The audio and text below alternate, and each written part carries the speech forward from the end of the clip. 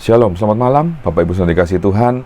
Malam hari ini kita bertemu kembali dalam program MyWay, satu program renungan singkat yang akan membahas tentang kebenaran firman Tuhan dan akan memberkati kehidupan rohani kita karena kita semakin mengenal Tuhan Allah kita.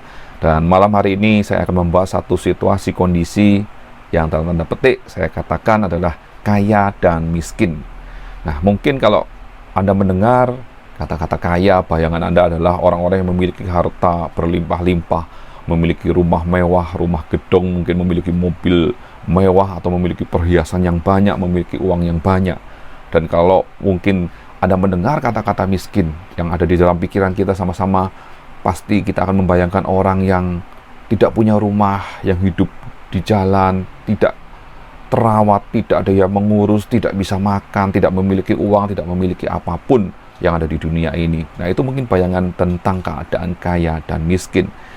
Dan saya ingin menyampaikan satu renungan firman Tuhan, satu kisah yang tertulis dalam Alkitab tentang orang kaya dan Lazarus yang miskin, yang tertulis dalam Lukas 16 ayat 19 sampai 31. Nah, tapi kita akan baca saja mulai ayat 19 sampai ayat 25. Firman Tuhan berkata demikian. Ada seorang kaya yang selalu berpakaian jubah ungu dan kain halus, dan setiap hari ia bersukaria dalam kemewahan.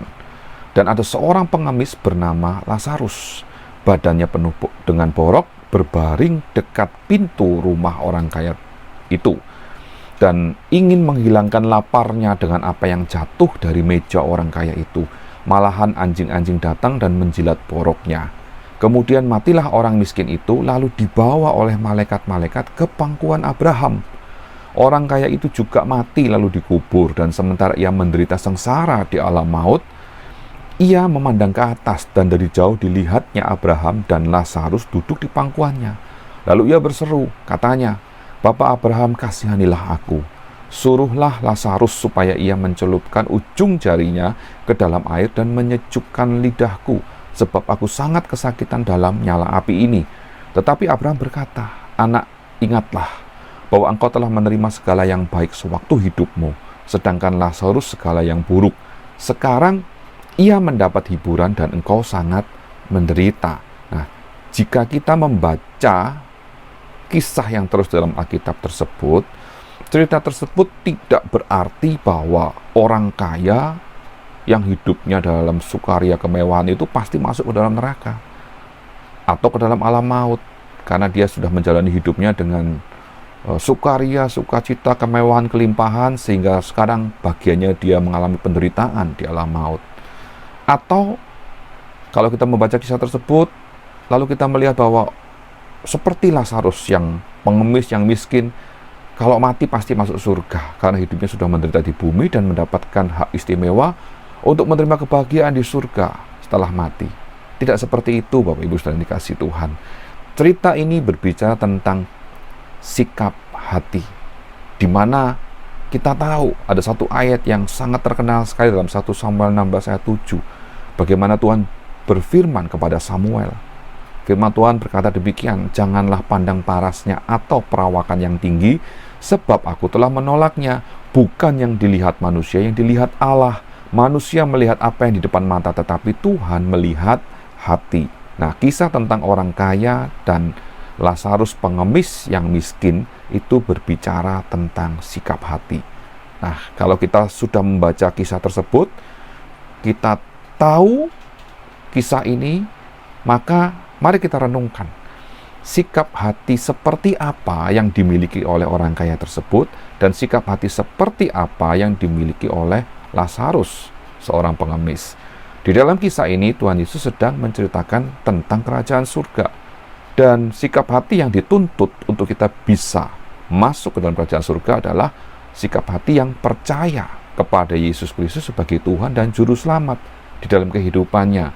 Sehingga kalau kita baca kisah ini, kita sudah bisa langsung mengambil kesimpulan bahwa orang kaya ini tidak memiliki sikap hati yang percaya kepada Yesus Kristus sebagai Tuhan dan Juru Selamat. Sedangkan Lazarus yang miskin dan pengemis itu memiliki sikap hati yang percaya bahwa Yesus adalah Tuhan dan Juru Selamat. Dari mana kita tahu?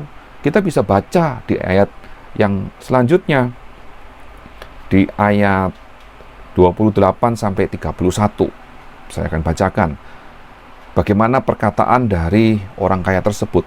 Sebab masih adalah 5 orang saudaraku, supaya ia memperingati mereka dengan sungguh-sungguh agar mereka jangan masuk kelak ke dalam tempat penderitaan ini.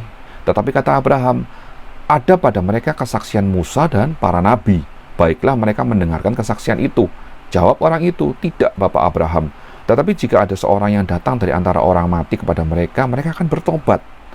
Ayat 31 kata Abraham kepadanya, jika mereka tidak mendengarkan kesaksian Musa dan para nabi, mereka tidak juga akan mau diyakinkan sekalipun oleh seorang yang bangkit dari antara orang mati. Jadi di sini terlihat bahwa kehidupan orang kaya tersebut selama hidup dalam dunia memiliki kekayaan, memiliki kemewahan, tetapi hidupnya adalah hanya untuk memuaskan dirinya sendiri, menuruti keinginan daging, menuruti keinginan atau nafsu duniawi.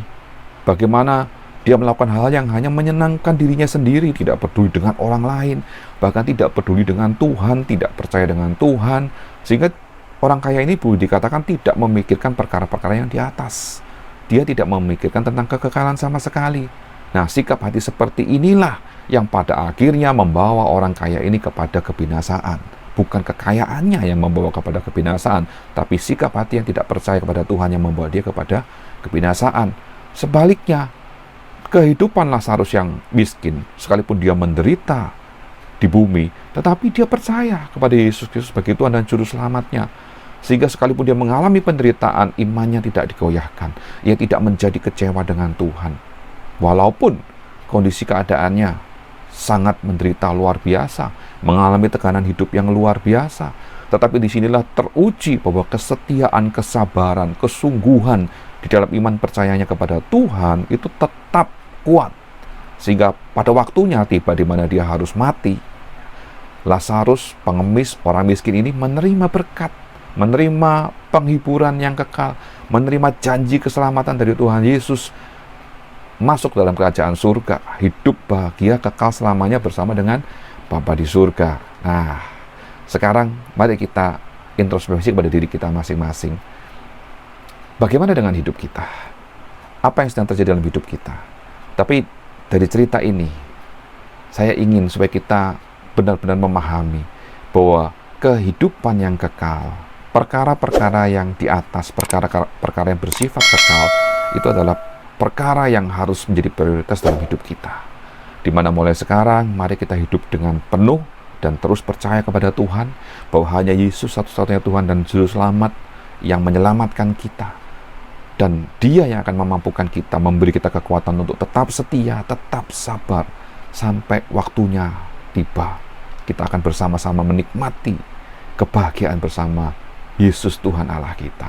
Puji Tuhan, inilah renungan firman Tuhan buat kita malam hari ini. Selamat beristirahat dalam hadirat Tuhan. Tuhan memberkati kita semua malam hari ini. Puji Tuhan. Amin.